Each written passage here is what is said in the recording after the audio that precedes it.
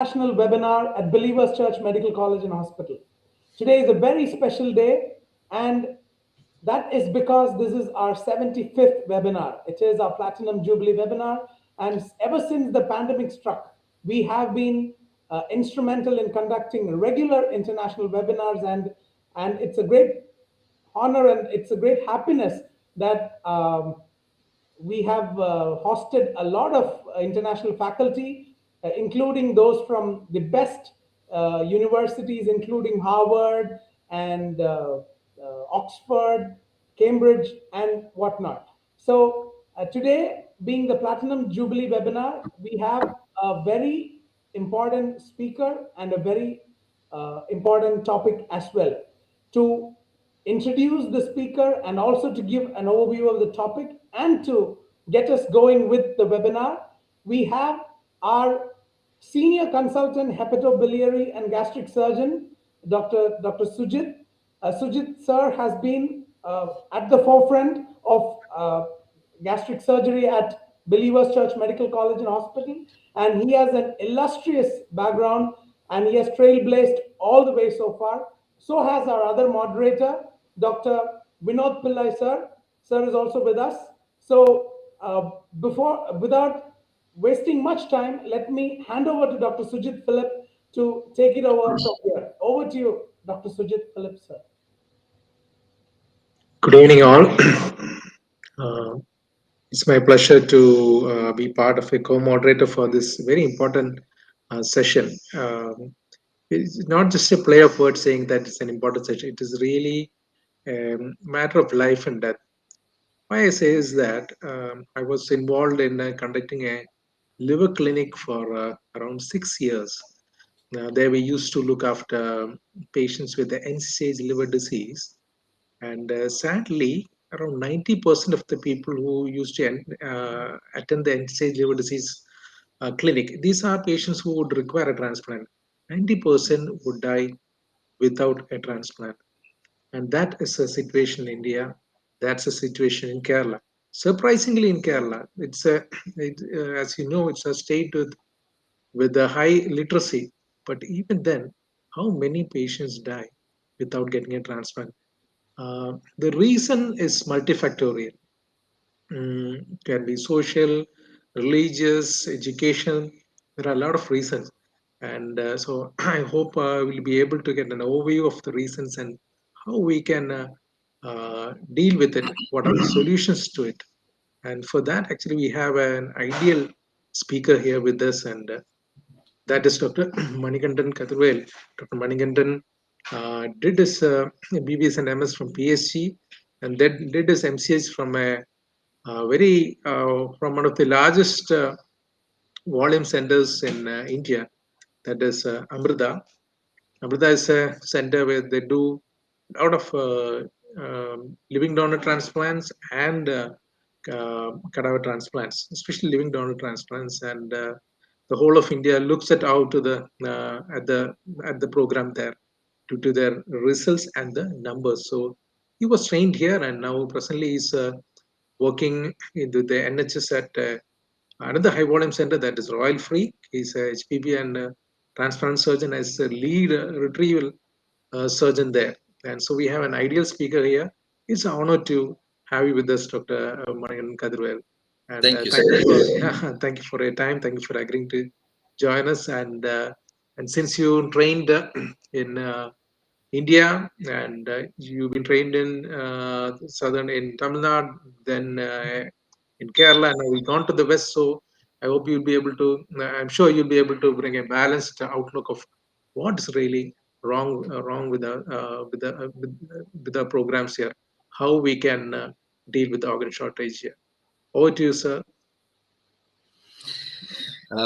Thank you very much, Dr. Sujit Philip. That was a very kind introduction. So I will just share my slides.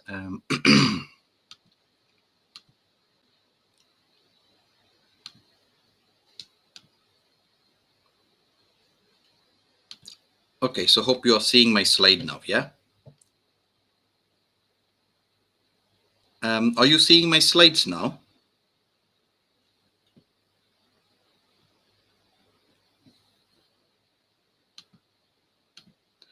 Um, are you seeing my slides now? Yes, yes, we are able to see your slides. Perfect, perfect. I just want to check. Okay, fine. It's fine now, right? Yes, it's fine. Okay, thank you. Okay, so good good evening, one and all in India. It's good afternoon here, and I'm in the middle of my work. It's a lunchtime here in UK, and I am Dr. Manikandan Kathirvel, and one of the senior fellows in the HPV liver transplant, and one of the lead NORS multi-organ retrieval surgeon. At present, working at Royal Free Hospital, Hampstead, London. And first of all, thank you very much for inviting me for this wonderful day. I am really honored and humbled to present such an important topic in front of senior hepatobiliary and liver transplant surgeons of the state. And also on this wonderful occasion of the 75th International Webinar organized by Believers Church Medical College. And on a special note, I should thank my senior, Dr. Jacob, and a very good friend of mine, for giving me this wonderful opportunity to talk on this topic today. So going straight to the topic, this is my hospital, Royal Free London. This is one of the 7 units in the UK, which gives the retrieval service, national retrieval service, as well as performs multi-organ transplants. To start with, I know this is a very, very controversial topic, and even the listeners of this presentation will have difference of opinion.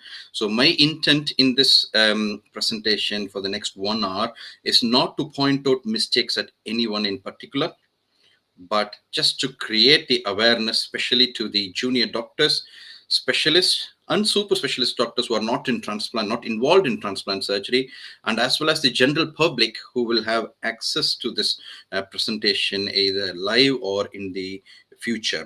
And I will be just touching briefly on where we stand in India and what we can do to improve our situation. And the next important question which was running in my mind is whether am I a right person for this talk? I was always questioning me whether I am such a junior person to give a talk on a controversial topic like this. But I felt like, why not? Because I have been participating in the field of transplant surgery since 2013, when I finished my general surgery training. So I was in Tamil Nadu for 2 years in the department, and then as told in my introduction, I moved to Kerala, where I did my super specialty training in GI surgery in Amrita, which is again one of the very high volume transplant center. So in this 5 years, I had really a very great opportunity to interact with the public, the transplant coordinators, and few officials of the state organ sharing network, and as well as the transplant surgeons. And I could get a glimpse of what is the people's view in donating the organs, and also the importance which we give to live donation and not to cadaver donation or deceased donation. And then in 2018, I moved from India to the UK. I started my first training in liver transplant or the multi-organ transplant retrieval at Cambridge University Hospital, where I was initially trained. And from there, I was licensed as a lead retrieval surgeon. So I was there in Cambridge University Hospitals, which is again one of the very high volume center performing multi-organ transplants in the UK. And then in the last 2 years, I have moved to Royal Free, where I am working as a HPV and liver transplant surgeon. When I moved here, I was really surprised to see the situation here, because here, seeing a live donor donating a liver is not happening at all. I have never come across a single live donor liver transplant here, although kidney transplants are still happening, but the organ donations happen day in and day out. And me as a retrieval surgeon, I go and retrieve at least 5 or 6 patients in a month, and it happens every day. And the system here is set up in such a way that people, like, if there is a need for a super urgent liver or a kidney or whatever, they get within hours. And the people who are waitlisted for surgery, means receiving a liver, they get in a period of, say, ranging from a week to 2 to 3 months. So this is the situation here. So then I was questioning myself, so what is the actual difference between the West and the East? When the Western people can succeed in the system, why not us? And this is the basic thought process of deciding this topic. And I decided that I should go ahead and give my view and my prospects on this topic.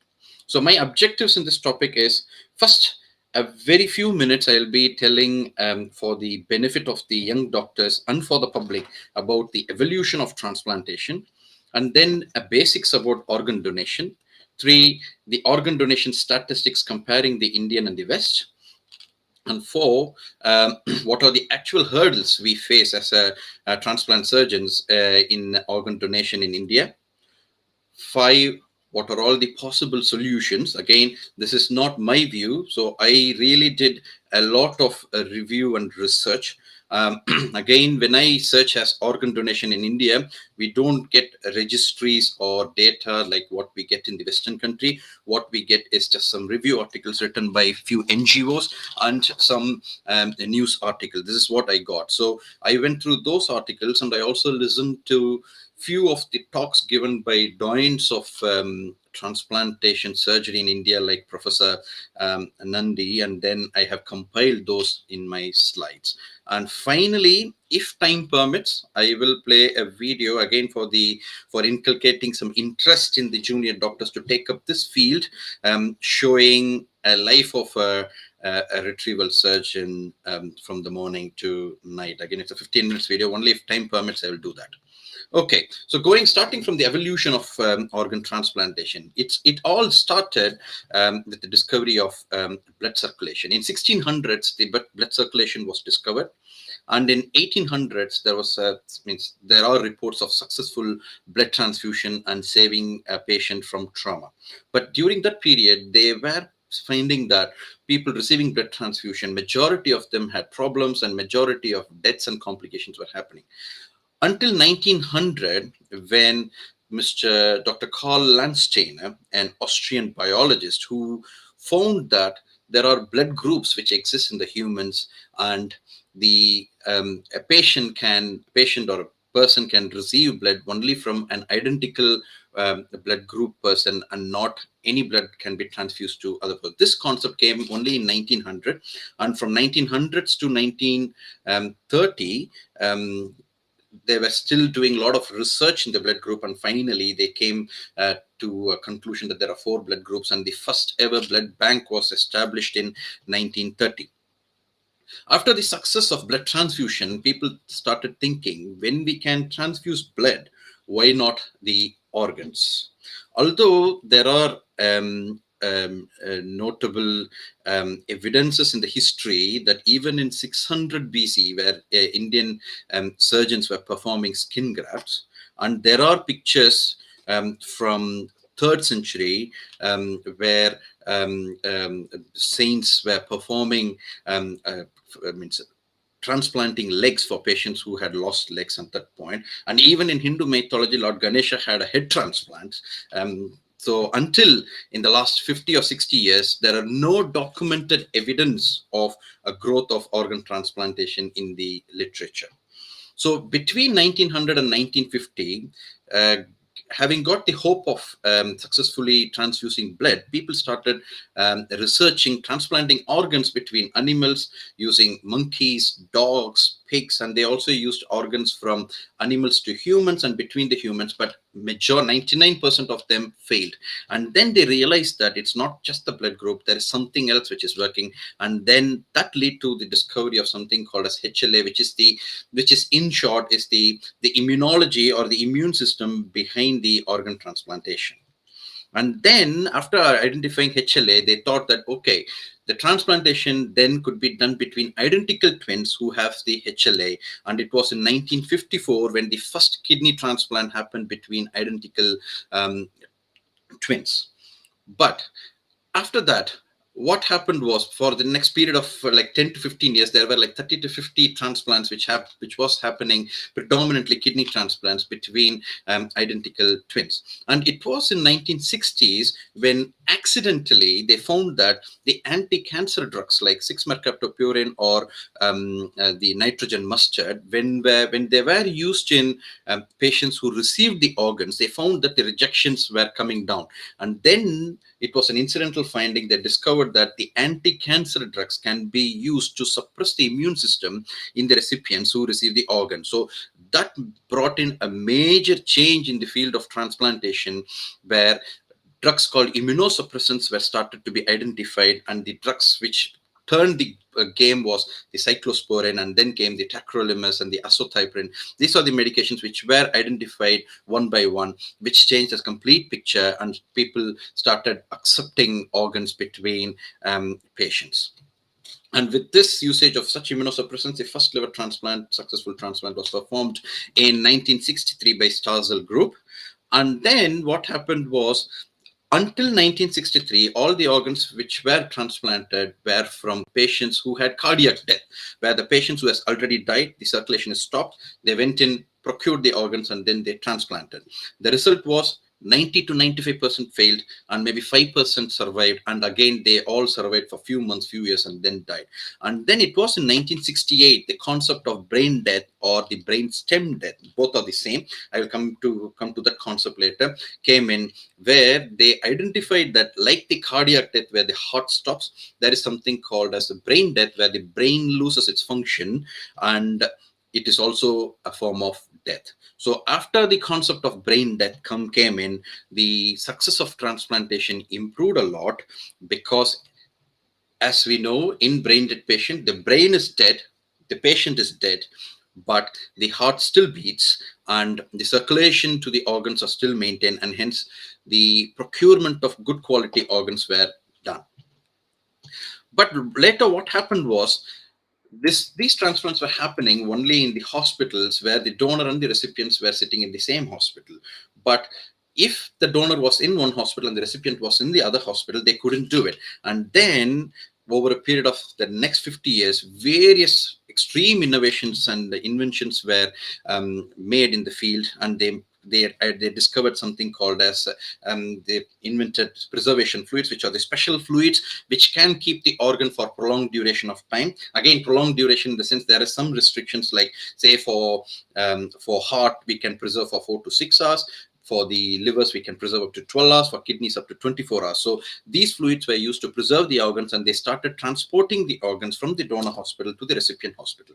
Similarly, the surgical techniques were evolved enormously. So once upon a time, the liver transplant is a surgery with an average blood loss of around 40 to 50 liters and with the death rate of around 60 to 80%. But today, we are in an era where the liver transplants are happening even without any blood transfusions. Patients are extubated on table. Patients leave the hospital within 7 to 10 days. Because of the surgical innovation, we have improved a lot.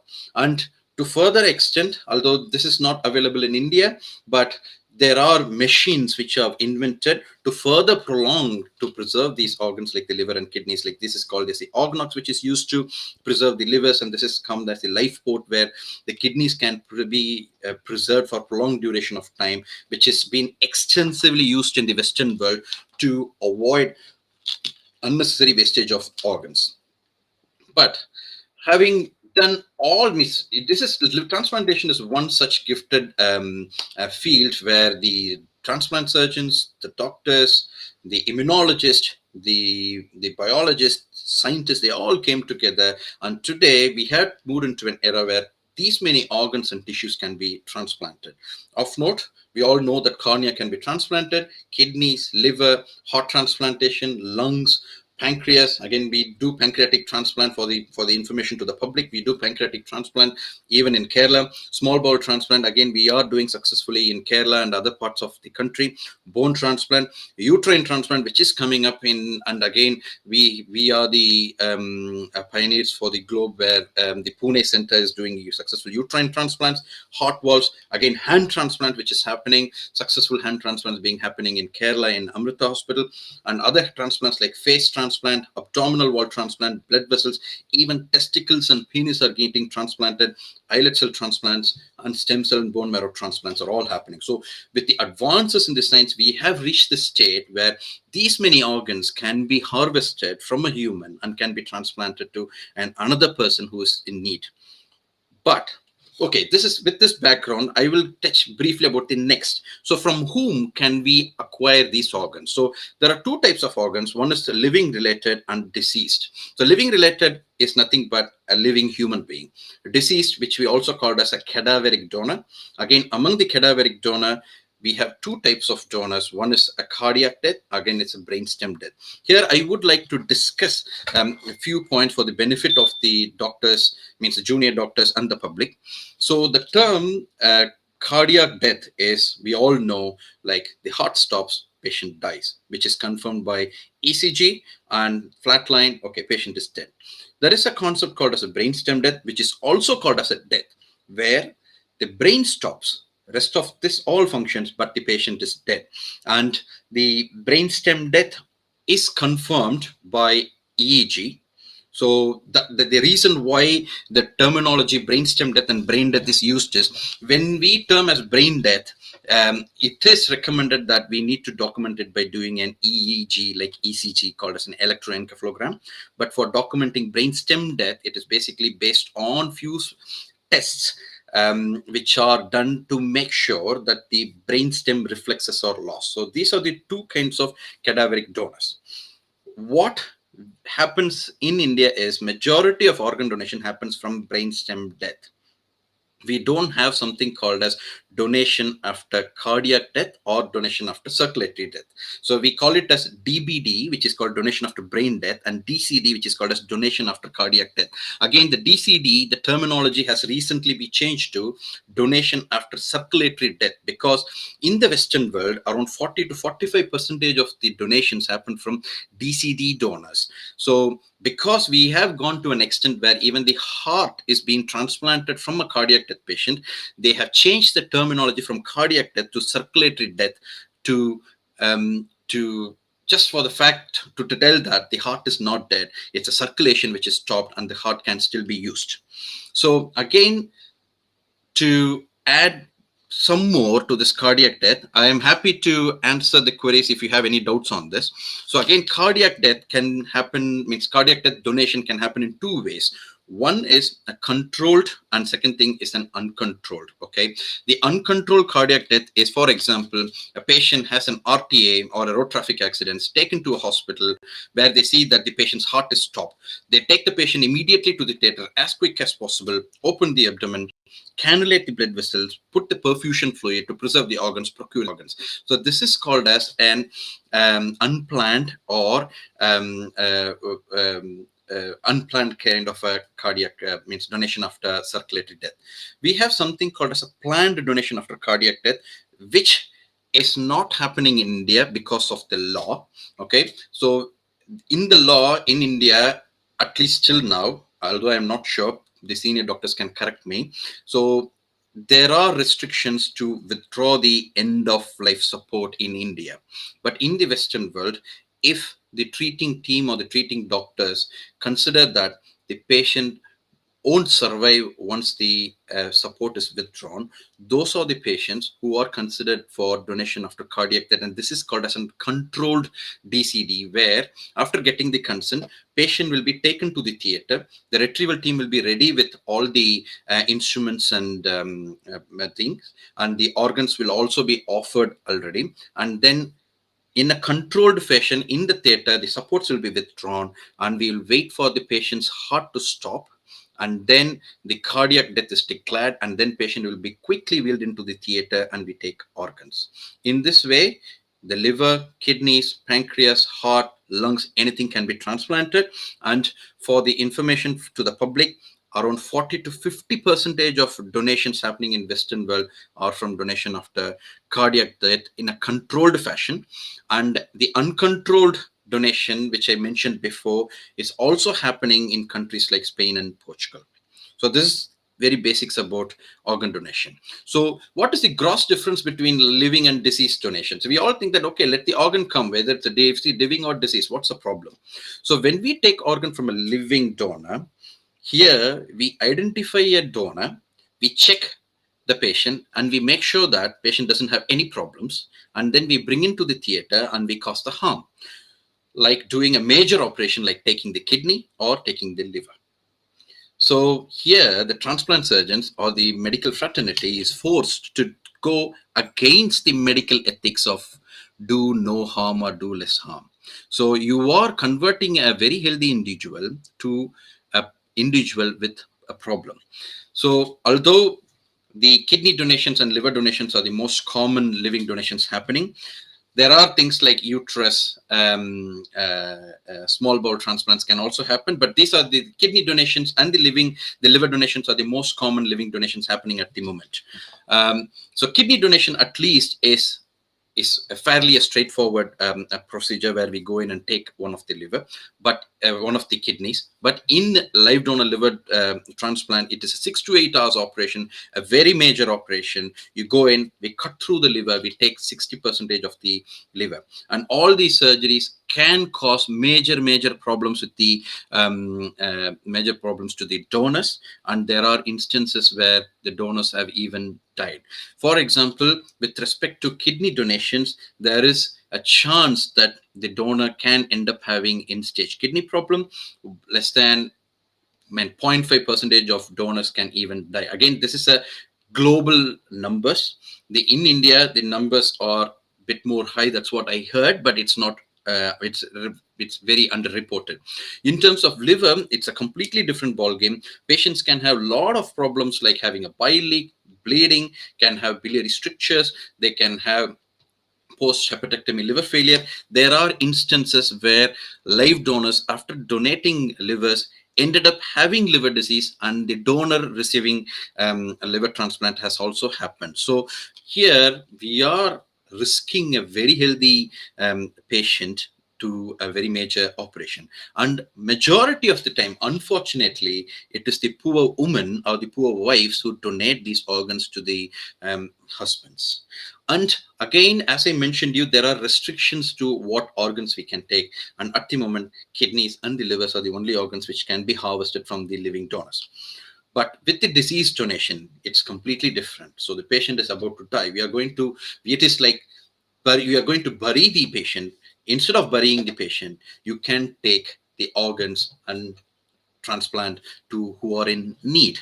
So on an average, in India at least, a single healthy cadaver or a deceased donor can help 9 patients to survive. Okay, having understood what are the types of organ donation, what is the miracle of liver transplantation or the transplantation medicine, and having understood some basic information about what is living donation and deceased donation, we will go to the sad story of what is happening in India. In India, as it was told in the beginning, less than 1% of the patients receive the organs who actually need it. And among those who receive the organs, only 5% receive from cadavers, and 95% of the organs are taken from live donors. The very sad part is only 0.01% of people in India donate their organs after death. And every year, around 5 lakh people die waiting for an organ transplant. If one person dies of kidney failure every 5 minutes, putting a total death toll of around 1 lakh every year. There's all the statistics in India. And to again a very stat from the infrastructure point of view, there is only one hospital per 43 lakh people in India to handle organ donation and transplantation. And the very sad story is more than 50% of the family members are not even ready to initiate the conversation of organ donation when they are approached during the initial process of planning an organ donation. So these are all the facts which I took from various articles and various registries, and all these articles, all these registries, they have warned that it is all an estimate or it's an underreported value. So this is what we have. And this is an overall picture of what is actually needed per year and what is actually happening. So you can see that only 2% of kidney failure patients receive the organs. Only 0.5% of patients who need a liver receive liver, and only 0.1% of the patients who are in need of heart receive their heart, and 25% receive cornea. Again, this is because the cornea can be harvested even after the patient's complete death, or even 1 or few hours after the patient's death. So this is the data which I took from the international registry. Again, sorry for the size, but what I can, so this is the graph showing the cadaver donations happening across the world, and the values written here is the number of donations happening per million population. Unfortunately, India is not even there in this list. When we go to the live donations, we have India here with a rate of 5 donations happening per million population. So we are in a state where the people who are waiting for receiving an organ are in a state of extreme unpredictability of receiving an organ. So in the West, the quality of a particular organ transplant, say a liver transplant program or a kidney transplant program, is assessed by something called as a waiting list mortality. So waiting list mortality is nothing but the chances of a particular patient to die when they are in a waiting list to get an organ. In the UK, it is around 10%. So for example, when I am waitlisted to receive a liver in the UK, the chances of me dying in a year is around 10%. But 90% of the time, I will get an organ within a year. But unfortunately, in India, although we don't have a calculation, I would say it is 100%. So there is no point in waiting and hoping for an organ to come in. And even the sad story is there is huge discrepancies between organ donations between the North and the South. The Southern states dominate and the North states don't. And there are around 12 to 14 states in the country who has not even seen a single transplant.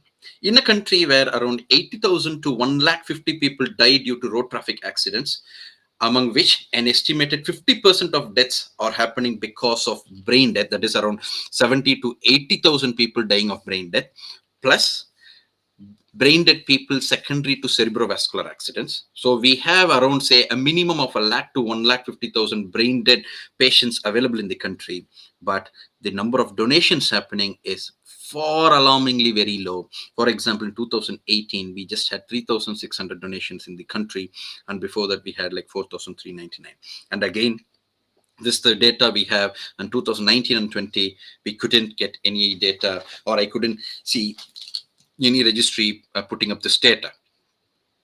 So this is an example. So here we can see like the percentage of potential donors which are available and how many of them are converted into an actual donor. So here, this is a slide which I took from the UK organ transplant report. So I want you to, it's a complex slide, but I want you to look at few numbers here.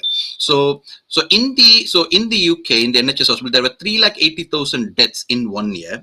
In that, the hospital identified that around 7,000 people could be a possible donor, and they referred. So the initial referral would be, they will tell that there is a patient available, and a particular physician or in this field of transplantation will decide, okay, this patient will be a suitable person or not. And in that, so there were a total of 2,248 patients who were approached telling that they are a possible donors. In that, 1,635 patients consented, which is around 60 to 65% of the patient among the potential 2,248 patients consented, and these many transplants have happened. In our country, this number, the donation request or the potential donor request, is around 1 lakh. And whatever we get out is less than this. This is the actual story. And this is the comparison between what is happening in the West and the East. So I need to reiterate here, right, that I am not advertising the UK system here. I am just telling what is actually happening and trying to brainstorm the listeners of this meeting to think why and what and how it can be corrected or rectified.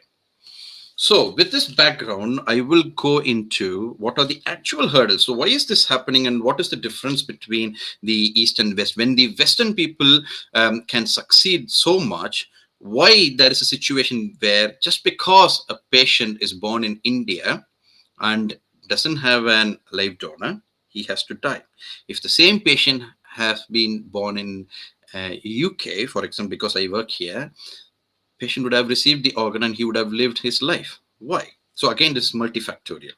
So the first thing which I want to tell is the first problem is complete lack of awareness or lot of misconception in around organ transplantation and organ donation.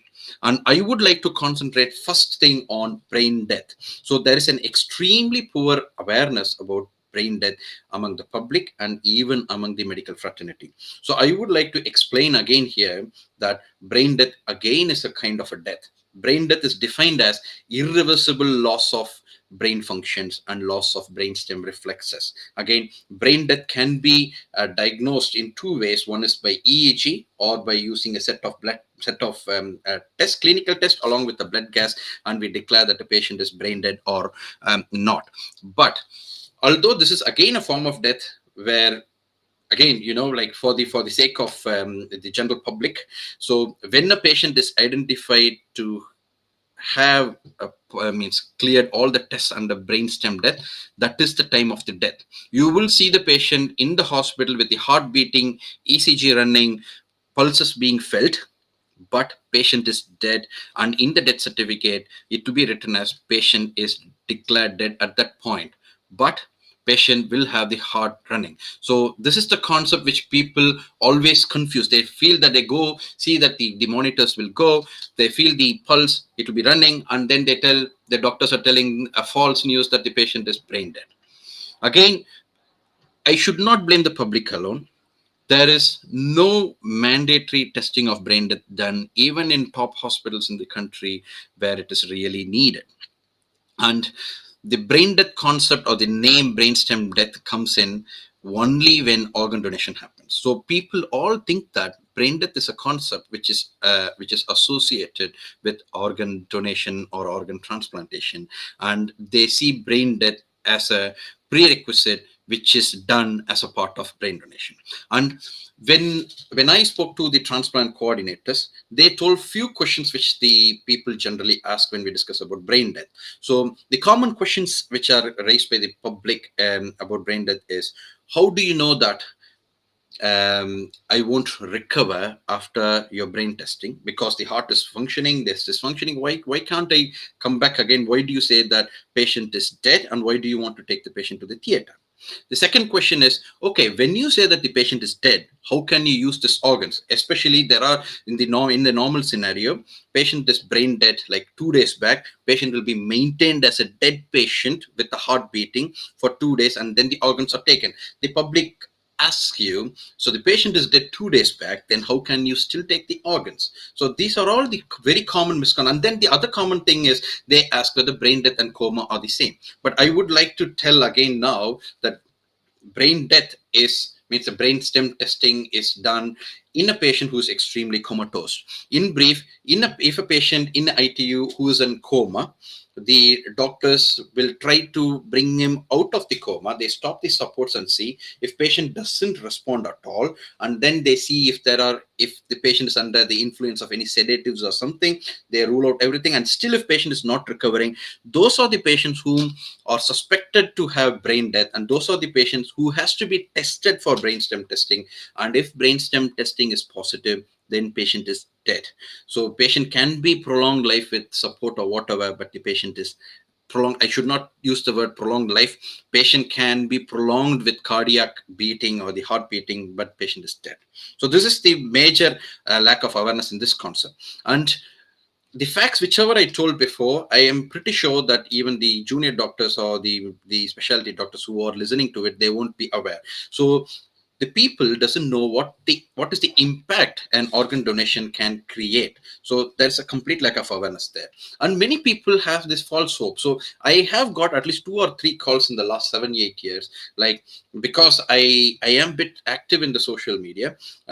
People like my relatives or friends of relatives, they call me and tell that, okay, my relative is dead like 4-5 years back, and they want to donate all the organs. So this is complete it's a complete result of the lack of awareness among the people. They don't even know how an organ can be donated.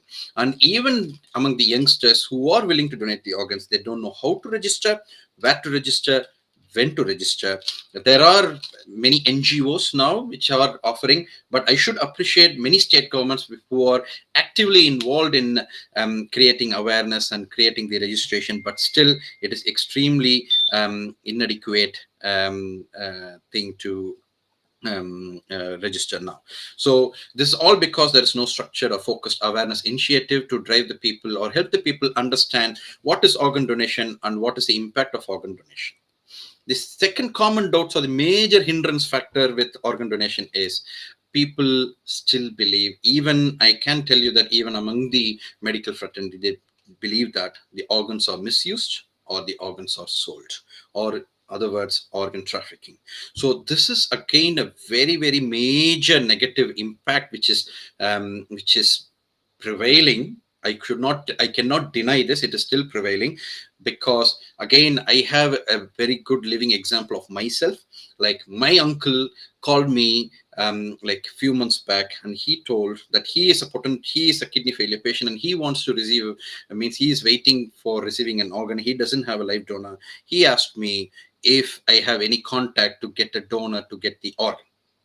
Unfortunately, I told that it is not possible and it's not happening. He simply smiled at me, laughed at me, and he told, okay, you are not aware. So this is the situation happening many of them. Recently, I was listening to the talk given by one of the top transplant surgeons, and they were telling the same, that whoever walks into any transplant unit, the first question they ask is if the hospital can arrange a donor. So it indirectly says that either something is happening in the form of rumors, or it is actually happening. And for some reason, people believe that the organs are misused and organs are sold. And finally, the picture is like the organ donation happens between a very poor donor to a very rich recipient in a private hospital. So the hospital earns, the recipient will pay money, and they earn. So this is the concept which prevails. So the people all think that, why should I donate? So this is the concept. And then people think that after organ donation, the body gets deformed. So they don't come forward to donate the organs. But I need to tell that the organ donation, after the organ donation, you will have a single cut starting from your chest bone up to your hip bone, and it will all be closed clean, and you won't see any dismutilation or mutilation in the face or something. And third thing is, people who are even willing to donate the organs, they think themselves that they are not fit to be a donor. For example, people who are more than 40 or who have medical problems, they decide that they are not a donor and they don't come forward. But I should tell you that I think you should leave this option to the doctors. So, because a liver can be taken from patients even up to 70 years of age. Pancreas can be taken up to 60 years of age. For example, bone, cornea, and skin can be taken from a donor who are even 100 years of age. So the age of donation doesn't matter.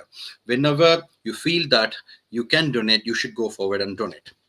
And the major problem, I wouldn't say it's a major problem, but this one I heard from one of the organ donation campaigns which I was involved in. This was told to me by one of the college students. So they feel that if the doctor or the hospital knows that the patient has already registered themselves for organ donation, the hospital or the treating doctor will consider it as an advantage, and they don't treat the patient, and they push the patient for organ donation. This is again a very major misconception which is prevailing. Again, it's because of complete lack of awareness. And then people think that if we opt for organ donation, the donor needs to spend from their pocket. One. Second thing is, when the details of organ donation is told to the patient or the patient relatives in a private sector hospital. When they tell that, okay, it will take 1 or 2 days for the patient to be taken up for organ donation, the patient's relative think that, why do we need to unnecessarily spend for the cost of the ITU care? So given this fear, they deny on organ donation and finally ending up in wastage of such an wonderful gifts of life. And then there are small groups of people, they believe that even after death, life exists, and then the life should not be disturbed. But I should tell to those group of people that instead of just imagining and believing that there is life after death, I would tell that if you donate the organs are going to live, and you can see it living in someone's life. And the lack of confidence in existing system, this again, as a transplant surgeon and all doctors, I think we should accept this, because there is no proper what to say, the system is prevailing in prioritizing the patient and allocation of the organs. I should tell that there are systems existing in Tamil Nadu, there are a system existing in Kerala, and there are different system existing in different parts of the country like Maharashtra. But overall, how it happens is, if a patient requires a particular organ, he will be tested and he will be waitlisted under a particular hospital. So each hospital in a particular state will have their own wait list of patients for each organs. And then when an organ donation happens, the allocation system is basically, I would put a term called as a logistic based or affordability based. For example, if a particular hospital has a donor, the first preference is given to the in-hospital recipients. So the the liver, if the particular hospital has a liver transplant program, and if they have an apt recipient for the liver, no matter what, will go to that recipient.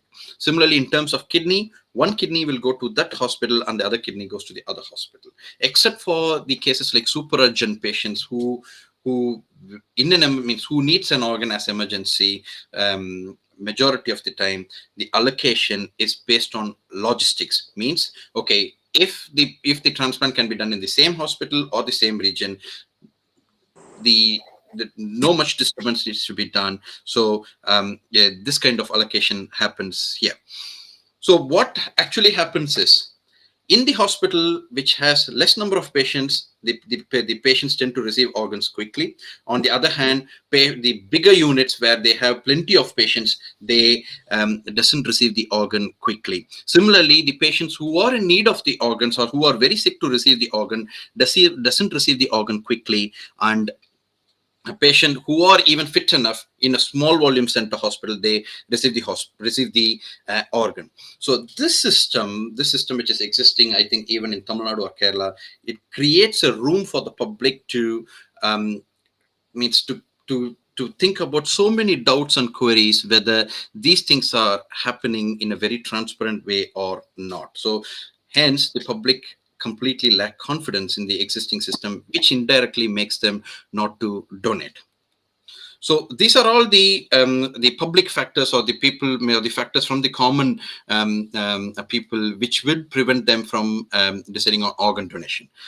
We cannot blame the public alone. So we should involve the medical fraternity also, who are also the reason for things not happening. So I can tell you that even among the doctors, I am pretty sure a good number of doctors are not aware about the concept of brain death, and there is no appropriate people in majority of the hospitals to counsel the family members to promote organ donation. So if you see, the majority of the organ donations happen in the hospitals where there is an active transplant program, where there are transplant coordinators sitting, but the potential donors are sitting in remote hospitals and small health centers, where the patients who following a road traffic accidents or following a cardiovascular accident are taken there. But because there is no enough people there to go and speak to them, majority of the patients are not even counseled for organ donation. And I should also tell this, there is an hesitation among the medical doctors in certifying the brainstem death. One, because of the way it has to be tested, and second is they all feel that when they certify brainstem death, it is coming into their mind that the public will question the doctor, why did you do this, and are you trying to take the organs for whatever. So these are all the issues which we all face day in day out, and that's the reason why organ donations are not happening, and majority of the patient awaiting the organ are dying. So again, there is a very poor motivation for organ donation in majority of the hospital. In terms of the infrastructural and skilled personnel problems, so majority of the hospitals among the critical care sector, there is lack of trained personnel to identify the patients who are potential brainstem death patients, and they don't have a protocol in managing a brain dead patient.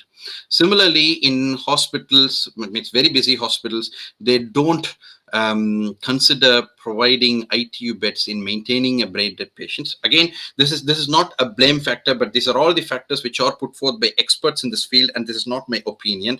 Okay, and I'm not blaming all the hospitals, certain hospitals I would say. And there is a clear lack of clarity within the medical fraternity with regards to the rules and acts which are existing in organ transplantation and the facilities for transporting donated organs. So here I would like to add what system exists in the UK. So like how we have a transport service for the national transport service for the buses and taxis, we have something called as a transport service for organ donation in the UK. So in the UK, the zones are divided into, means the country is divided into multiple zones, and each zones are provided with multiple vehicles, means the ambulances, which serve in transporting the surgeons from hospital to hospital, and also transport organs from one hospital to other. So there is a big network which works, and things happen so quickly. Again, in India, these things are all still coming up. And this is again a very major problem. We don't have trained retrieval surgeons, and because of except for countable number of liver transplant units in the country, majority of the transplant units run with 1 or 2 transplant surgeons. And when an organ transplant happens, it is always the surgeon from the recipient hospital has to travel to that spot, take the organ, travel all the way back with the organ, scrub in for the surgery again. So it is practically impossible for any human to work for more than 24 to 36 hours. So majority of these situations, what happens is, given this logistics of long travel, they decline on the organs, and again the organs are wasted. I would again want to add the system which is existing in the UK. Again, these are all the systems which can be implemented in India. So what is happening here is we have something called as National Organ Retrieval Service. So here the retrieval surgeons and the transplant program is completely different. So each zone has a separate team of retrieval surgeons. For example, in London, we have King's College and the Royal Free which perform retrieval service, and Cambridge has a retrieval service. So whenever a particular organ donation happens in this region, irrespective of whoever accepts the organ and whatever accepts the organ, this team will go there, they retrieve the organs, they pack the organs, and they will make sure that the organ reaches the particular recipient centers. So in India, again, such system doesn't exist. And more than that, because India is booned of live donor transplantations, there is no good training for organ retrieval happening in India. So again, there is a big lack of retrieval surgeons in India. And the sad fact is, majority of the doctors like me or surgeons like me who are really interested in a transplant, except for 1 or 2 centers in the country, there's no place which trains for retrieval. So we all are forced to move to either UK or the US to get ourselves trained. And finally, transplant machineries. These are all the machineries which I was speaking in the beginning to preserve the organs. So these are all the things which we are lacking. And apart from that, as I mentioned you before, except for few states where there is some kind of sharing protocol of the organs, majority of the state doesn't have, and we don't have a centralized registry or a centralized network. I know there is some network called as NOTO, but it is in the developing stage, and there is no proper auditing is happening at the moment, which was accepted by the leading people in this field. I'm not blaming or I'm not complaining about anyone. And as I mentioned to you, the allocation is based on logistic or affordability based thing. And similarly, there is no centralized system in place which would enable the donors and the recipients to see where they sit in the waiting list and what is the chance of getting the organs. And again, there is a lack of transparency in the current policy in terms of how many organ donations happened in a year, how many organs were successfully retrieved, how many organs were used successfully, and what are their outcomes. So those things are not happening, which results in significant wastage of organs. And other factors like extreme difference in the literacy rate between states to state, and there are extreme differences in the number of transplantation centers in different parts of the country, and the private sector dominance and very high cost involved in this also are the major hindering factors. And this point I should add, there is a lack of law or lack of surveillance controlling the media. I am aware that there were at least 2 or 3 movies which came in the last 4 or 5 years, and these are all blockbuster movies in the South India, which the main story is basically the hospitals doing the transplant, they go create accidents, bring the patients to the hospital, they declare brain death, and then they do the organs or transplanted. And similarly, whenever a small doubt of organ donation happens, which is created by the public, even without much of an evidence, the news media exaggerates it to an extent, and people all believe this exaggerated news, and they don't understand the other side because there is no enough the awareness creation or the incentive means the initiations are happening on the other side. So because of all these factors, we are in a situation where people believe that why do we need to transplant? First of all, why do we need to donate organs?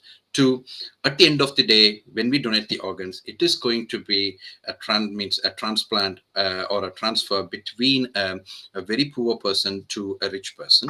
And we are in a situation where the poor Indian people cannot afford a transplant and they cannot receive an organ. So this is the glimpse of the various factors which is existing, and I am pretty sure no one can deny on whatever factors I told. I had purposefully removed few factors which would create controversies here. So these are all the factors which is prevailing. So what is the solutions for this? So what are all the possible solutions? Again, these are all the solutions which I came through the research, and again the information which I gathered after working in the UK. So again, solutions can be brought from the government side, the hospital side, the public side, and as an individual side. From the government side, I would submit more funding should be allocated, because no system grows up without money. And then subsidizing the cost, like how government fixes rates for particular hub, like the cardiac means the bypass operations and stuff. They should cap the cost for transplant surgeries, like the liver transplant or the kidney transplant surgeries, and lot of government insurance policies should come in. I should tell you here that Tamil Nadu government's chief minister scheme is supporting liver transplant, both for the surgery and including the cost for the immunosuppressant medications for first 1 year. And they should bring in more and more government sectors into this field.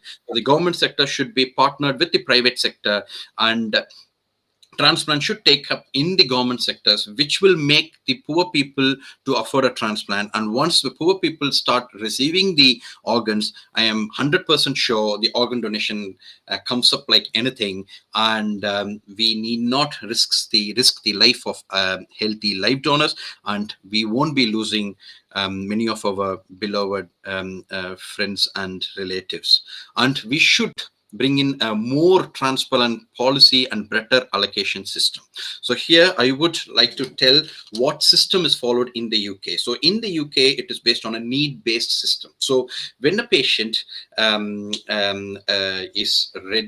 a patient meets a criteria to receive an organ, what happens is you have to register under the government. So the patient will go under the national waiting list, and the information about the patient is constantly updated in the national waiting database. For example, in a liver failure patient, the patient's MELD score or the UKELD score is calculated, which will tell the severity of the liver disease. And based on the need, like the most severe patient will be on the higher end, and the more stable patient will be lower in the list. So the system is managed in such a way that the patient who needs the organ most will receive the organ quickly first. The second important thing which is happening here is, when a donor is available, the details of the donor is put into a computerized system, and this computerized system will search for the apt recipient. So the organ is allocated to a person who will be benefited the most in receiving the organ, and also who's the sickest. So if we bring such a kind of a system, I am pretty sure the allocation becomes more and more transparent. And I would also suggest that every year there should be an organ transplant report, which should give details of number of organ donations happening in the country, how many were offered, like how I showed a report for the UK. They should tell how many were referred, how many were converted to a donor, how many organs were harvested, how many organs were discarded, and what is the survival rates of the patients who received these organs. So when these things comes out very, very clearly, patient will develop trust in the system, and then automatically people will come forward to donate organs. And again, the patient should have an accessible list where they can see where they stand and what is the chances of them getting the organs. And no system will work out without a leadership. So an appropriate leader should be appointed, or a separate ministry should be created in this field, which should handle this system. And then this one, again, I spoke with few people, and they were telling this. So the police personnel and the forensic experts, who are all involved in majority of the road traffic accident cases, the people feel that because of the stress they face handling the police sector and the forensic expert, they, by the time we discuss on the possibilities of the organ donation, they are already fed up with the system, and they all want to finish the process, take the patient, and take their relative and bury them. So again, sensitizing the police personnel and forensic expert to be as kind as possible and as fast as possible in patients who could be potential donors. And there should be a very, very strict law and very, very frequent auditing that has to be done in tracking the organ trafficking, and appropriate committee should be appointed by each zone to make sure that such thing is not happening. And again, strict law should be there in preventing the defamations against organ donations, like in the form of the media news and in the form of large screen cinemas. So those things has to be controlled by appropriate laws. In terms of hospital and infrastructure, again, the brainstem testing should be made mandatory. So the most perfect scenario is, in an ITU, patient will be there in the ventilator for ages, and then they'll tell, okay, patient is not recovering, take them and go. So in those are the situations where brainstem testing has to be done, and brainstem testing has to be brought in as a test to declare death. If such thing happens, we will get to know the actual picture of how many donors we have and how many donors we are missing. And also, each hospital should have a protocol which is created in terms of how to test the brainstem reflexes, and also how to manage a brain dead donor for potential organ donation. And each hospital, whether it's a small scale hospital or big scale hospital, should have a special team which should comprise of transplant surgeons, physicians, neurosurgeons, and probably a manager, to make sure that appropriate referrals are happening for promoting organ donation. And transplant coordinator should be available in the region round the clock to access the potential donors, to counsel them and motivate them towards organ donation. And similarly, we should have regional or zonal organ donation specialist nurses should be appointed by the government, who should come in and take up the responsibility. This I had put here because such a system exists in the UK. We call someone called a SNOD, the specialist nurse in organ donation, who play a very pivotal role in organ donation. So what happens is when a particular hospital has a potential donor, that will be referred to that regional SNOD. So SNOD is a specialist nurse who is appointed by the government. So he or she will go to that hospital. They take up the entire responsibility of meeting the patient, consenting the patient, means informing the organs to the hub, allocation of organs, arranging the transport facilities. Everything will be done by that specialist nurse. And such kind of facility should be made available even in India. And 24/7 referral service should be made available. And as I mentioned you before, if possible, we should have regional retrieval teams so that the transplanting doctors in the recipient hospital will be in peace, and they'll be very fresh and energetic to perform more complex transplant surgery. And the most important thing is we have to create a separate specialty for transplant surgery. In the present day world, all the transplants are being done by GI surgeons or general surgeons or vascular surgeons who are already busy with other work. If we create a specialty in transplant surgery, then we will have enough number of people who are concentrating only on transplant surgery, and hence we will have a very good motivation in centers which has this facility, which will slowly spread out. And to the public, we should create a large-scale awareness building programs involving the celebrities, using the medias, using the social medias, doing role plays and acts, and organ donor forms and leaflets should be available as open, and the people should be given the opportunity to register themselves for being an organ donor wherever possible, in terms of, like, say, in the RTO office or in the ration card or in the Aadhaar card. I know that there are certain states which are doing this, but still it should be centralized and it should be made mandatory to everyone to give their consent. And then we should bring in some kind of honor or an incentive to the donor family. And there are various things which are happening in the world, like you can certify the donor family. There are countries which provide separate free insurances for the donor family, and they can be given priorities when in terms of the government jobs or something like that. So some kind of incentives, which is when if it is provided to a particular donor family, then again people will be much interested at least to know what is this, and they will come forward. Okay, and I am pretty sure that some kind of these things are happening in some part of the country, but it should be made more prevalent. And from the individual point of view, nothing starts with, everything should start from an individual.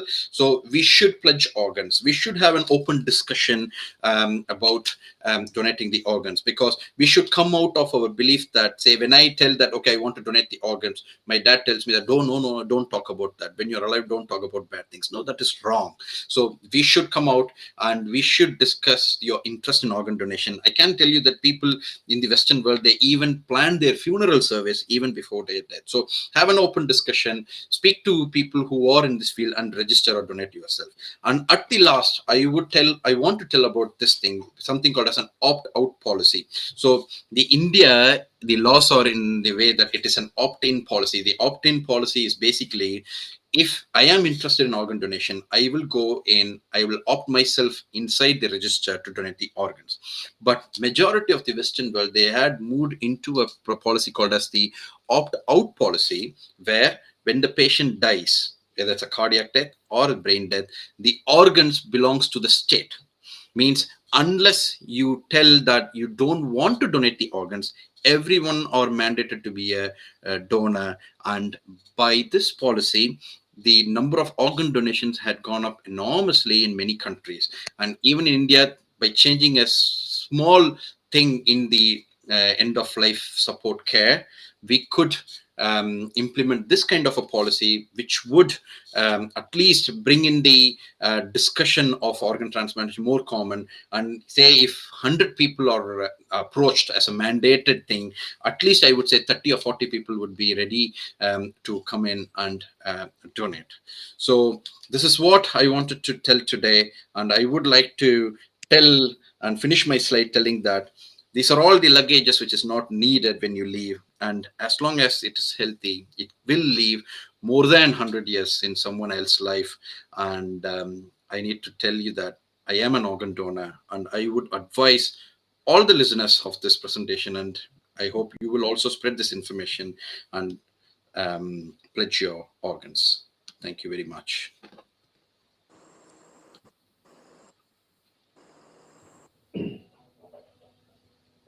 Thank you, Dr. Manikandan. That was a very illuminating talk. Yeah. Uh, So actually, hmm. I have a video to put if people are interested, but I think I have crossed 1 hour already. But depending upon the public, I think I had covered a majority of the issues. If I had touched the wrong areas, which I shouldn't have, I apologize at this point. At the same time, all this information I gathered is from the various articles and whatever research, and it's my own personal experience. Yes, we believe that we learned a lot from your talk, and in fact, we would also be interested in the video if you can finish in the next 10 minutes.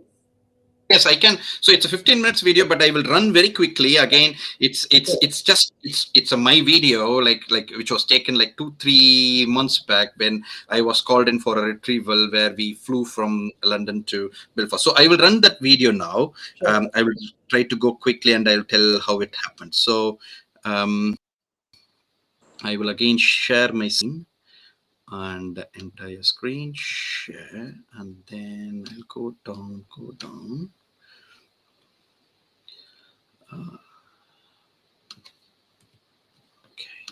Okay.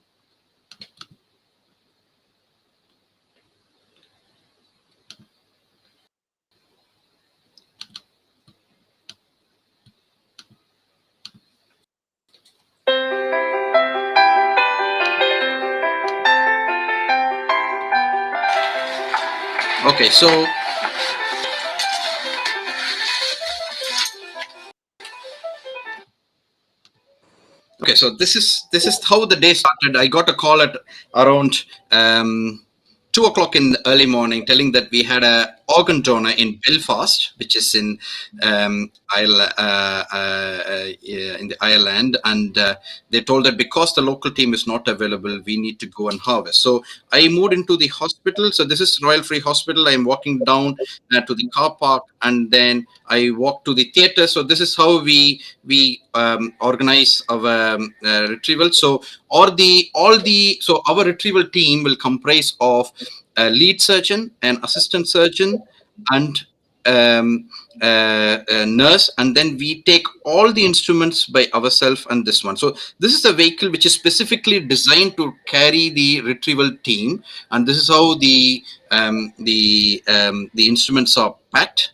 So these are all this, and this is the car in which we travel, and then the organs are, so this is the box which we use for organs like kidneys and pancreas, and the bigger box are used for liver. And then we go in the roads, and then so in this case, we went to the Luton airport, and then we were so privileged here because this is the first time when I was flying for a retrieval. This is like a few months back. Like we had the this one of it's traveling just to the footstep of the flight. No checking was done. We went there straight. All the instruments, all the equipments were transported into the flight. And then this is my team of doctors. And this is how the theater looks like in a deceased donor transplant. So this is the patient sitting there. And in this occasion, it is a donation of both heart, lung, and all the abdominal organs. So you need such a big theater for everyone to stand comfortably. And then the actual surgery starts. And this is the kind of exposure which we create. So we make a midline thoraco laparotomy, and this is the chest. We can see the heart here, lungs here, and this is the abdomen with the liver and the omentum. And then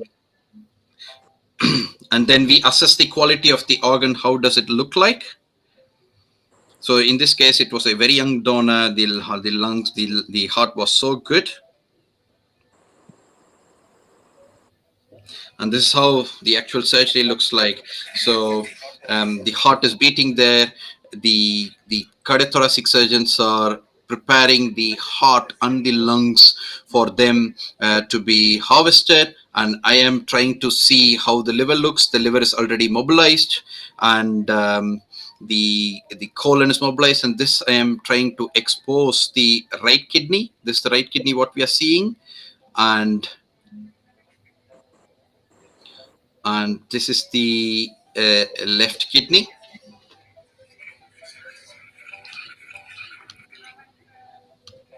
And then once everything is done, means once all mobilization is done, we cannulate the blood vessels. So these are all the 2 cannulations which are going into the major blood vessels, and we perfuse the special preservation fluid which I told before.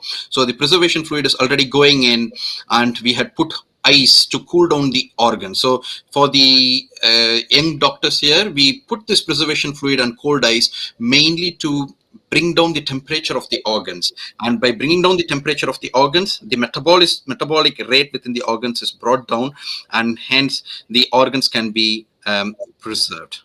So and then the organs are perfused with the perfusion fluid.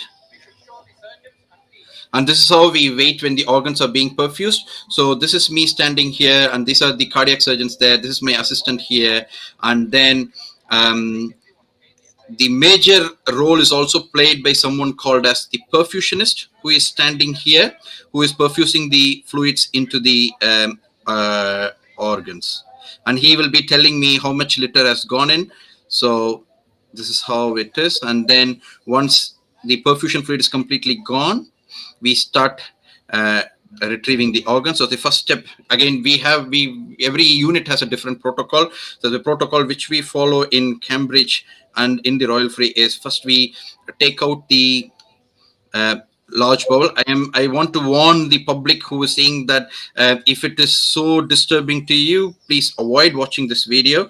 So because in this situation, the blood flow is stopped, the organs are cooled, so the surgeon is in a hurry to take out the organ as early as possible. So it might be disturbing to few people, so I'm just warning you. So the large colon is brought out, and now we try to trying to take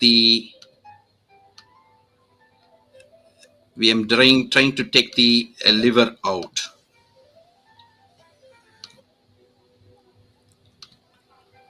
So the liver is being cut.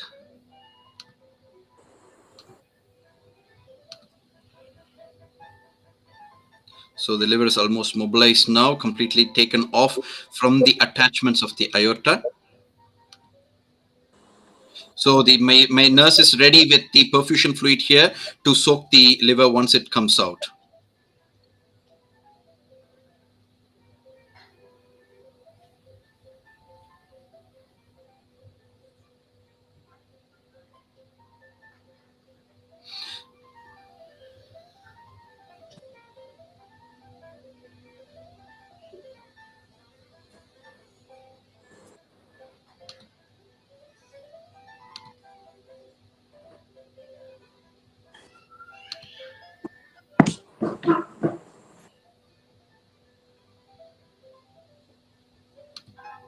So the liver is out now, and it is soaked in the preservation fluid. It goes to the back bench, and then this is how the abdomen looks. Again, sorry for the general public if please don't see this.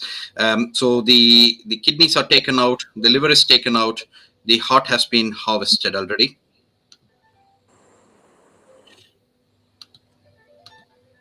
And this is the kidney. And then we do some clearing up in the back bench, and we clear up the arteries before this implant. And this is the kidneys. We tend to remove the fat, the Gerota's fascia around the kidneys, to clear up the attachment so that the organs can be kept cooled.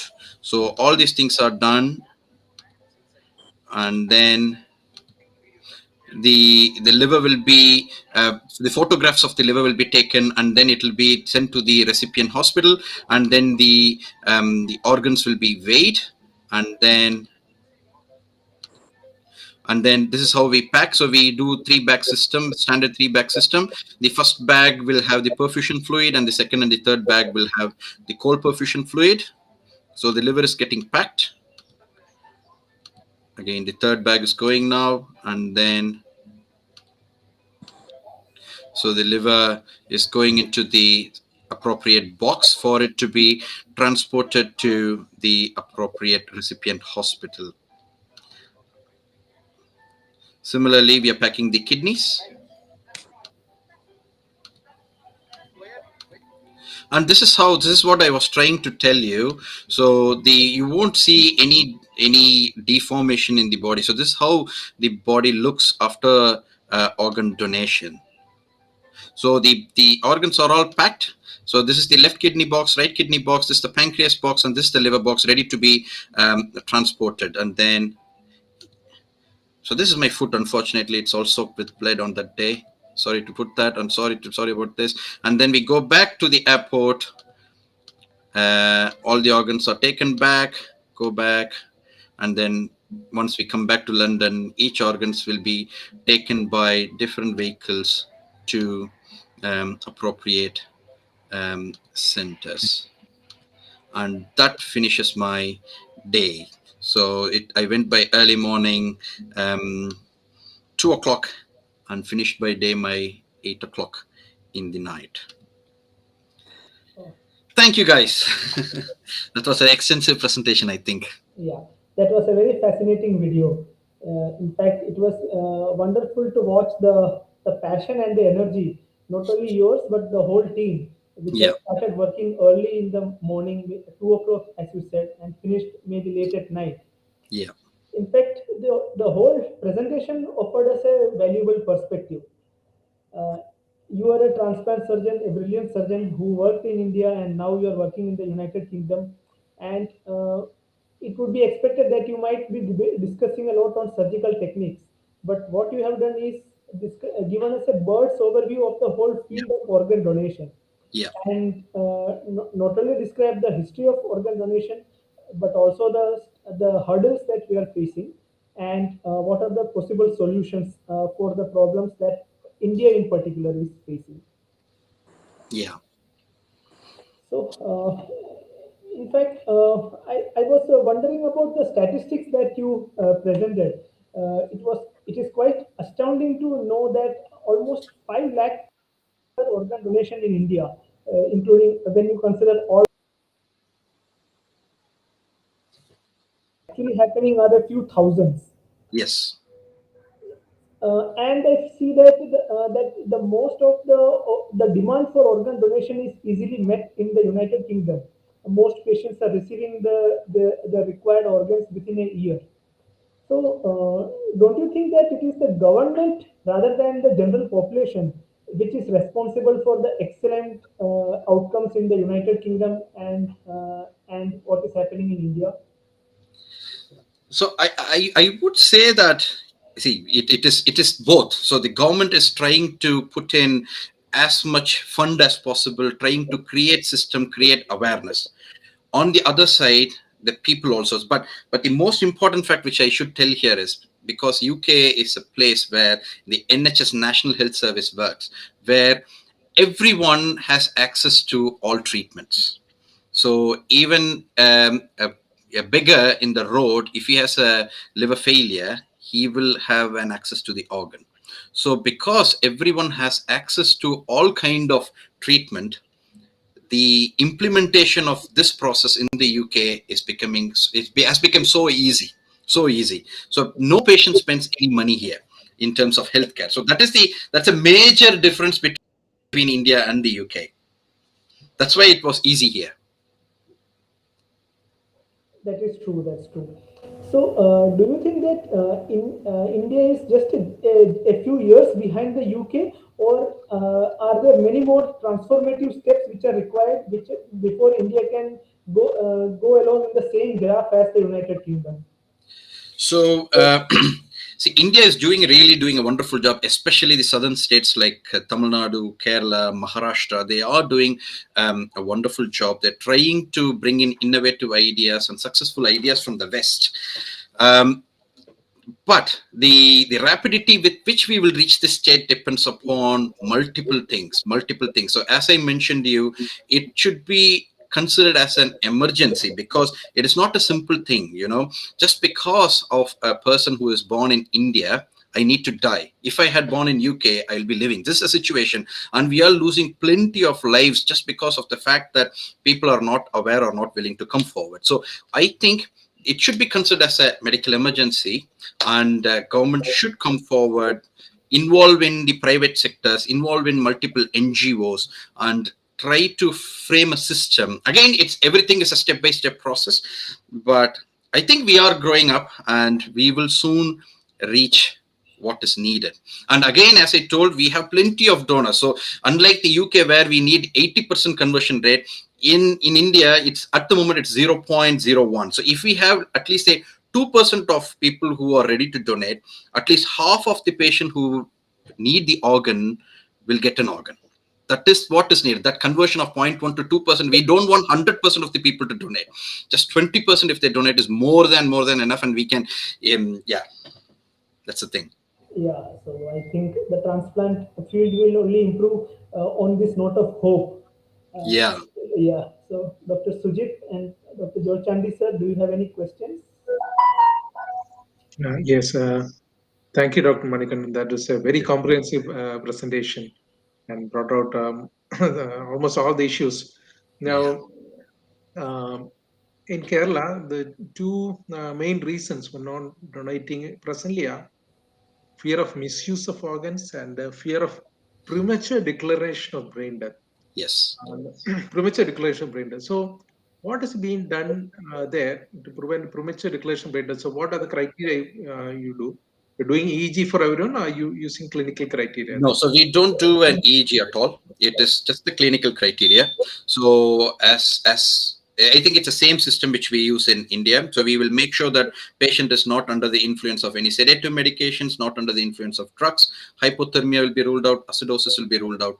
And then we do a set of reflexes starting from the corneal reflex, gag reflex, and pupillary reflex. And then we do the ABG testing, and we have the criteria for the PCO2 retention. And based on that, we declare brain dead. Again, like India, we do two tests. Although in India, we have a time spacing of 6 hours between the two. Here it is, we don't have the space. We don't keep spacing between the two. You just need to do 2 tests with adequate intervals, one. And from the first test, if the first test becomes the positive, and that's the time we declare death. So when the first time positive becomes death. And again, the people who do this, we have criteria for them. So it will be critical care doctors or the physicians who are not involved in any form of this transplant. They shouldn't be in the recipient hospital, or they shouldn't be related to the donors. They shouldn't be a part of the transplant team. So it is a different team, but within the hospital. So if, for example, if a Royal Free has a donor, it is the critical care consultant. There should be one consultant and one registered practitioner who has to come forward and declare death. And the other important thing which I was mentioning is the controlled donation after cardiac death, which is happening more frequently. So this is, again, I don't know whether those things can be implemented in India any day. So this is the situation where when the treating team thinks that, okay, this patient cannot have a life after extubation, those patients are consented, taken to the theater, the supports are withdrawn, we wait for the patient to die, and then take the patient, and then we take out the organs. And here, majority of the situations, we have criteria for liver. If the patient doesn't die in the first half an hour to 1 hour, we cannot take liver. And the maximum period we wait is 4 hours. And there are many situations where patient will be taken to the theater, supports will be withdrawn, but patient won't die for 1 or 2 days. So I don't know if we want to bring in such situation, such things in India, and if such thing happens, I don't know. But those kind of, see, basically it is the understanding which is what matters here. So unless it is, again, it's a multi-dimensional approach. It should be from the individual, from the doctors, from the government side, NGOs, and the public. But at least more than 50% of donations is by donation after cardiac death here. And in that donation after cardiac death, around 40% patient doesn't die in the 4 hours which we expect. and patient goes back, they won't be reintubated. The care won't be started. They'll be taken to a room where we will wait for the patient to die. There are situations where patient had lived for 3-4 days also, and then they die. But once it is decided that the supports will be withdrawn, they won't go in and reintubate or restart the life support. Okay. Yeah.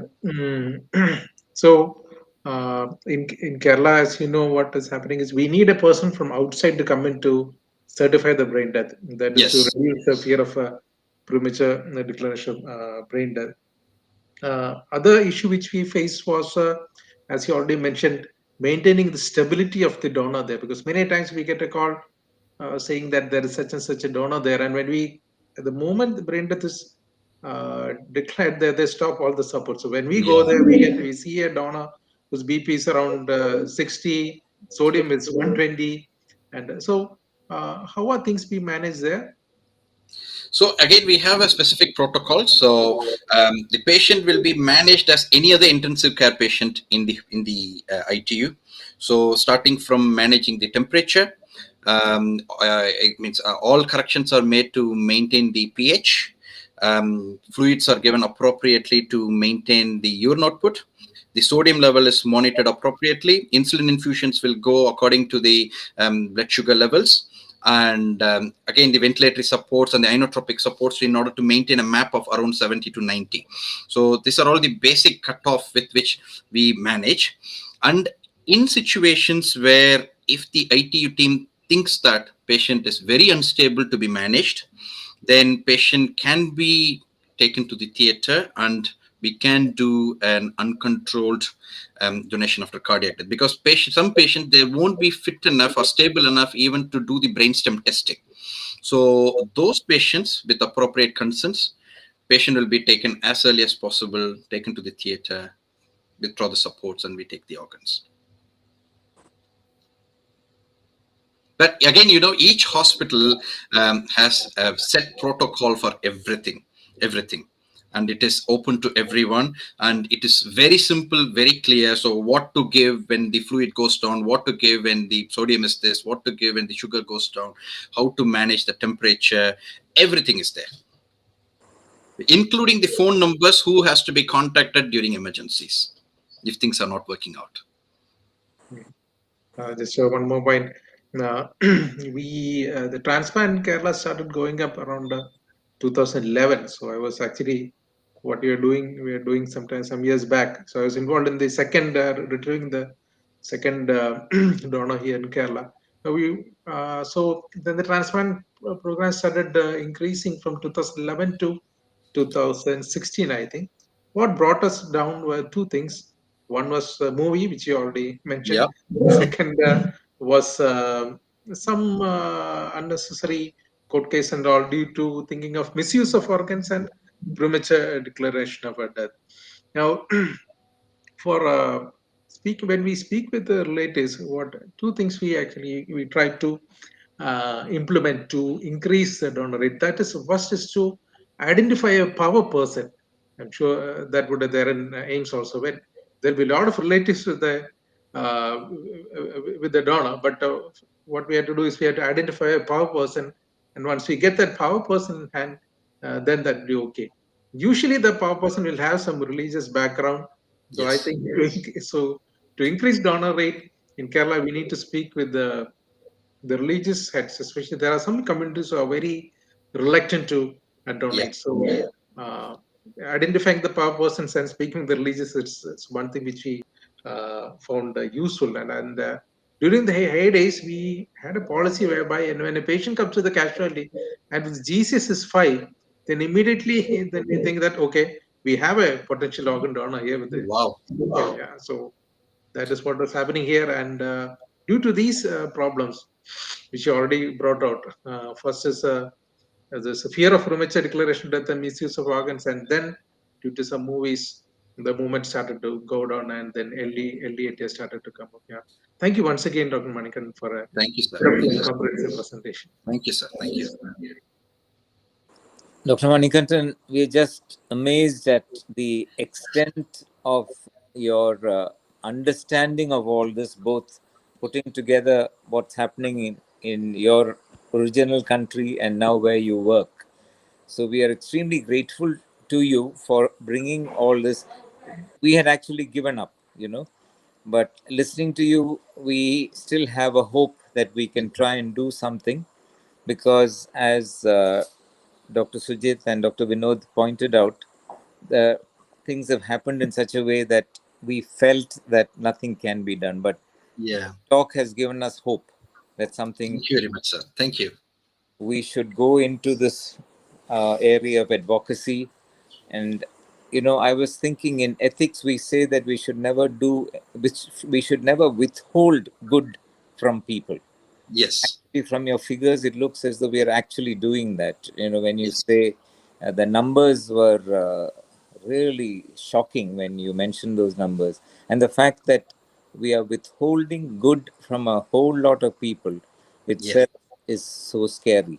The other very important point you brought out is that unless the public hospitals come into this, we will continue to have a bad name, Yeah. because it is thought to be for the rich only. So somehow we have to get the governments involved. We have to get the public sector involved in this to make it work. Yeah. My final question, Dr. Manikandan, is when are Yeah. you back? Soon, sir. Will come soon. Because you could lead us in this, and we could all Oh, support you oh, in this. that's very kind, sir. That's very kind. It was really an enlightening talk, and we enjoyed every bit of it. Thank you very, very much. Thank you. Thank you, sir. Thank you very much, sir. Jacob, Thank you so much, sir. That was Professor Dr. George Chandy Machitra, Director and CEO of BCMCH, Believers Church Medical College and Hospital, and also Head of BRIGHT, Believers Regional Institute of Gastroenterology, Hepatology, and Transplantation. Thank you so much, sir. And all I have to say is, Manikandan, I'm proud of you. Thank you, Jacob. Thank you. So proud of you. The rest I will say in private. No worries. Extremely happy that you came over, and I'm awestruck. So Thank you, sir. I'm grateful that you came over for this talk, and looking forward to much more collaborations with you in the Sure. future. Even when you come down to India, we would love to have you visit our institution and also Sure. probably give us a invited lecture. Definitely, sir. Definitely. I'm more humbled and honored. Thank you, Manikandan. Thank you. And I would also take this opportunity to thank our amazing moderators, Dr. Sujit Philip and Dr. Vinod Pillai. Thank you, sirs, for coming over. Despite your busy schedule, you've come over to moderate this session, and you've made it a big success. Thank you so much. Deepak, Jacob, I think Sujit and Vinod are inspired now to start our transplant program. Yes, sir, we are going headway into it. And my heartfelt thanks to the brain, the heart, the engine behind this program, this whole webinar program. This is, and Vinod sir says also the liver. Our amazing director, Dr. George Chandy sir. Sir, at this juncture, this being our Platinum Jubilee webinar, I have no words, and I would like to invite you to say a few words about the journey of our webinar program for all our participants to hear. To our wonderful speakers like Dr. Manikandan, who have really come out of their way to help us, to our moderators, to our viewers, I must say that this has been an incredible journey, as Jacob put it. We started very slowly and in a very small way when the pandemic struck us. But I must say that Dr. Jacob Jayasuran has taken it to great heights, contacting wonderful people, knowledgeable people, erudite people like Dr. Manikandan Kathirvel to speak to us and give us totally new insights, helping us to be inspired to do greater things. Jacob, well done. We hope the next 75 will happen very quickly in the next few months, and that we'll be able to hear more from erudite, elite people like Dr. Manikandan Kathirvel. Thank you very, very much. God bless you all. Thank you. Thank you so much for that. And at this juncture, I would like to specially thank people who have really rallied around us and helped us to pull off this whole program. Especially, I would like to thank Dr. Marman Paul, who's been the tech backbone for us, along with Mr. Arun Babu. So they have really, really helped us. And even this new platform, Restream, was identified by Dr. Marman Paul. And also our other hosts like Dr. Philip Finney and Dr. Renji Matthew.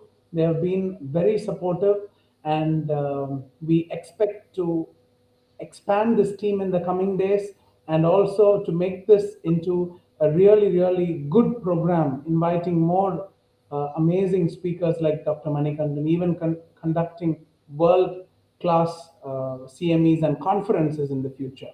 So that is the goal, and we will walk towards it with all your blessings, and especially with Dr. George Chandy sir behind us and along with us. So before we close this program, any final words, Dr. Manikandan? Or No, thank you very much for inviting me for this talk. Like I was initially thinking, am I a junior to give such a controversial topic in front of? When I saw the moderator's name, I thought, okay, so they are so senior people.